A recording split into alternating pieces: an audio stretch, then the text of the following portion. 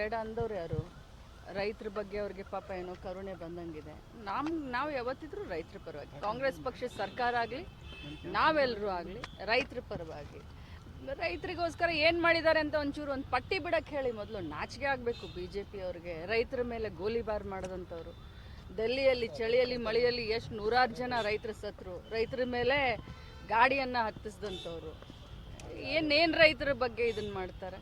ನಾಚಿಕೆ ಆಗಬೇಕು. ಮೇಡಮ್, ನಿಮ್ಮ ತಮ್ಮವರು ಬೆಳಗ್ಗೆ DCM ಅವರನ್ನ ವೆಲ್ಕಮ್ ಮಾಡುವಂತ ಸಂದರ್ಭದಲ್ಲಿ ಮುಖ್ಯಮಂತ್ರಿಗಳು ಅಂತ ಹೇಳಿ ಕೋಟ್ ಮಾಡಿ ಪೋಸ್ಟ್ ಮಾಡಿದ್ದಾರೆ ಮೇಡಮ್. ಇದು ಒಂದು ಚರ್ಚೆಗೆ ದಯಮಾಡಿ ಅರ್ಥ ಮಾಡ್ಕೊಳ್ಳಿ, ತಪ್ಪು ತಿಳ್ಕೊಳ್ಬೇಡಿ.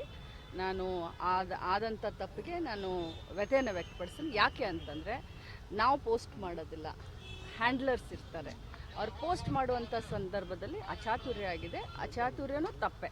ಅದನ್ನು ಒಂದು ನಿಮಿಷ, ಅದನ್ನು ನಾನು ಯಾಕಂದರೆ ನಾನು ಮೊದಲಿನಿಂದನೂ ಹೇಳ್ತೀನಿ, ಪಕ್ಷದ ಶಿಸ್ತಿನ ಸಿಪಾಯಿ ಅಂತ. ಆ ತಪ್ಪನ್ನು ನಾನು ತಪ್ಪಂತಲೇ ಹೇಳಲಿಕ್ಕೆ ಬಯಸ್ತೀನಿ. ತಮ್ಮೆಲ್ಲರ ಎದುರುಗಡೆನೂ ಕೂಡ ನಾನು ಅದನ್ನು ಒಪ್ಕೊಳ್ತೀನಿ.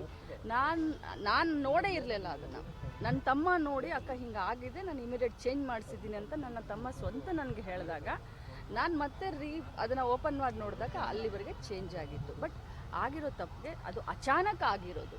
ಯಾಕಂದರೆ ನಾನಾಗಲಿ ನನ್ನ ತಮ್ಮ ಆಗಲಿ ಪಕ್ಷದ ಶಿಸ್ತಿನ ಸಿಪಾಯಿಗಳು.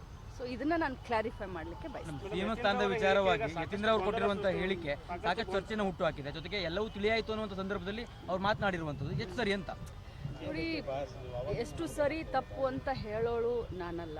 ಬಟ್ ಹೈಕಮಾಂಡ್ ಮೇಲೆ ನಾವೆಲ್ಲರೂ ಬಿಟ್ಟಂಥ ಸಂದರ್ಭದಲ್ಲಿ, ಸ್ವಂತ ಮಾನ್ಯ ಮುಖ್ಯಮಂತ್ರಿಗಳು ಹೇಳಿದಂಥ ಸಂದರ್ಭದಲ್ಲಿ ಹೈಕಮಾಂಡ್ ಹೇಳಿದ್ನ ಕೇಳ್ತೀನಿ ಅಂತ DK ಶಿವಕುಮಾರ್ ಸಾಹೇಬ್ರು ಹೇಳಿದಂಥ ಸಂದರ್ಭದಲ್ಲಿ ಇನ್ನು ಗೊಂದಲಕ್ಕೆ ಎಡೆ ಮಾಡಿ ಕೊಡಬಾರ್ದು. ನಾವೆಲ್ಲರೂ ಜವಾಬ್ದಾರಿಯುತ ಸ್ಥಾನದಲ್ಲಿ ಇದ್ದಂಥವ್ರು ಗೊಂದಲಕ್ಕೆ ಎಡೆ ಮಾಡಿ ಕೊಡಬಾರ್ದು.